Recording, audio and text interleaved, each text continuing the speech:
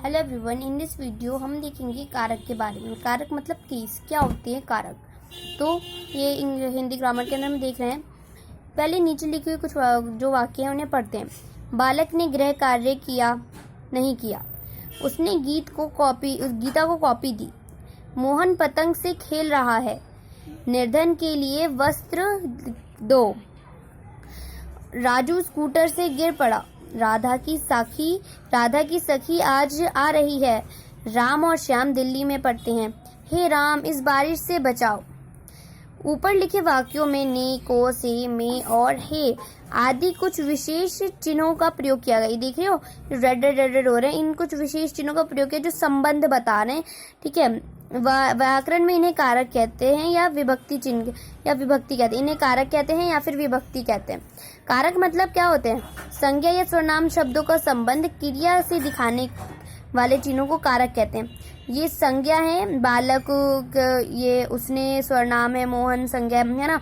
तो ये इनका काम कार्य से दिखा रहे हैं। कोई कार्य है ना, गृह कार्य, कॉपी दी, गृह कार्य नहीं किया, कॉपी दी, खेल रहा है, वस्त्र दो, गिर पड़ा, कार्य ना। तो ये जो ये वर्ड्स अगर हम इन्हें हटा दें, जैसे नहीं को हटा को पढ़ो, बालक गृह कार्य नहीं किया, क्या कुछ समझ में नहीं आ रहा ना, तो हमने यहाँ पे ने लगा दिया। बालक ने गृह कार्य नहीं किया, तो इससे हमें समझ में आया। तो ये जो ने है ये संबंध बता दिया इसने। ठीक है, तो यही एक कारक कहलाते हैं। ये कारक की डेफिनेशन है। और कारक कितने होते हैं? 8 होते हैं। पहले होता है कर्ता कारक। कर्ता ने, पहले देखो कौन कौन से होते हैं। कर्ता, कर्म, करण, संप्रदान, आपदान, संबंध, अधिकरण, संबोधन। कर्ता कारक क्रिया करने वाले को कर्ता कहते हैं। जो क्रिया करता है उसे कर्ता कहते हैं। ठीक है, अब इसके एग्जाम्पल देखते हैं। राधा ने सितार बजाया। अभी जो राधा ने, ये क्या कर्ता कारक हुआ ये। ठीक है, सोहन पढ़ता है। कौन पढ़ता है? सोहन पढ़ता है। किसने सितार बजाया? राधा ने। कमल खाना खाती है। कौन खाना खाती है? कमला। अब है कर्म कारक। जिस वस्तु या व्यक्ति पर क्रिया का फल पड़ता है उसे कर्म कारक कहते हैं। जो कर्म करता है, मतलब जो काम करता है, उसे कर्ता कहते हैं। और जिसके ऊपर काम करने वाले का प्रभाव पड़ता है, काम का प्रभाव पड़ता है, उसे हम कहते हैं कर्म कारक। ठीक है, अध्यापिका छात्रों को बुलाती है। अध्यापिका तो करता है क्योंकि वो बुला रही है। अब वो किनको बुला रही है? उसके बुलाने का प्रभाव किसको पड़ा? छात्राओं को। तो छात्राओं को क्या हुआ? ये कर्म कारक। राम फल खाता है, राम करता है, और फल उसका वो खा रहा है। क्या खा रहा है? राम कौन खा रहा है? राम खा रहा है। क्या खा रहा है? फल। उसका प्रभाव किस पे पड़ रहा है? फल पे। अगला देखते हैं। अगला है हमारा कारण कारक। कारण कारक कर्ता द्वारा जिस वस्तु से कोई क्रिया करने में सहायता ली जाती है उसे कारण कारक कहते हैं।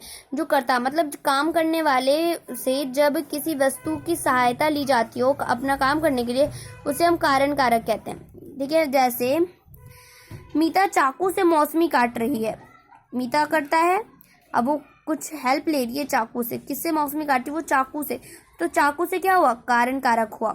सोहन वायुमान से आया, वायुमान से कारण कारक। मधु पेंसिल से चित्र बना रही है, पेंसिल से कारण कारक। अब अगला है संप्रदान कारक।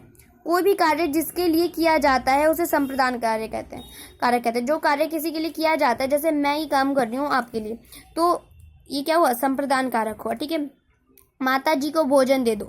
किसको भोजन दे? हम किसको भोजन दे रहे हैं? माता जी को। किस लिए काम कर रहे हैं? माता जी को। तो माता जी को भोजन दे दो। माता जी क्या हुई? संप्रदान कारक। मरीज के लिए दवा ले आइए। मरीज के लिए क्या हुआ? ये संप्रदान कारक। बच्चों को आइसक्रीम दे दो। बच्चों को क्या हुआ? संप्रदान कारक। अगला है आपदान कारक। शब्दों के जिस रूप से किसी वस्तु के अलग होने का बोध हो उसे आपदान कारक कहते हैं। जो शब्द ये बताए कि कोई वस्तु किसी वस्तु से अलग हो रही है तो उसे कहेंगे हम आपदान कारक।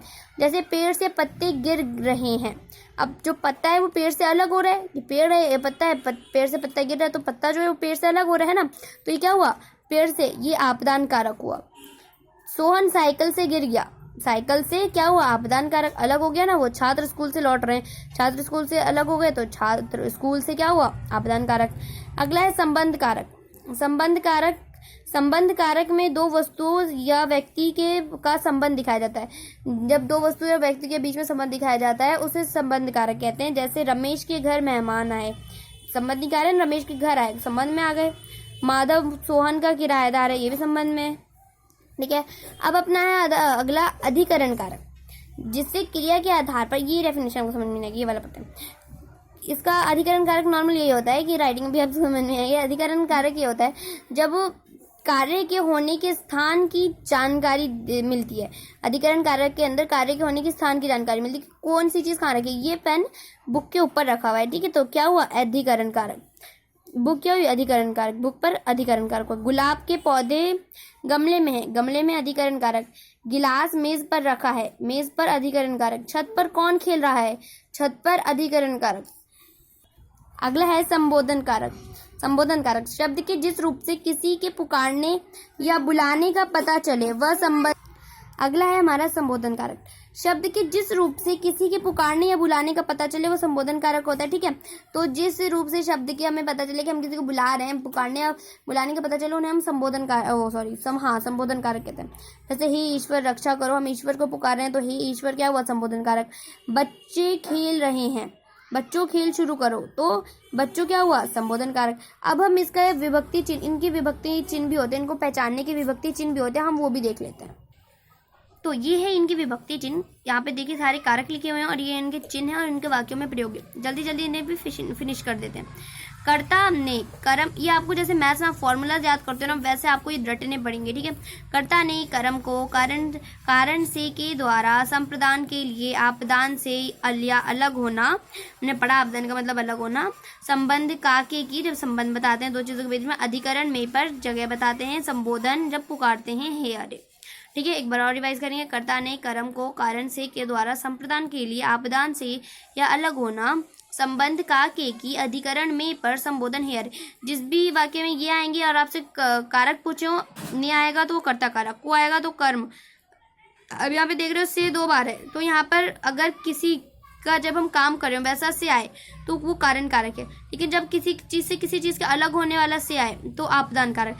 इसका अब हम वाक्य प्रयोग भी देख लेते हैं। कर्ता का, दिया ने खाना खाया, नहीं आ रहा है, कर्ता कारक।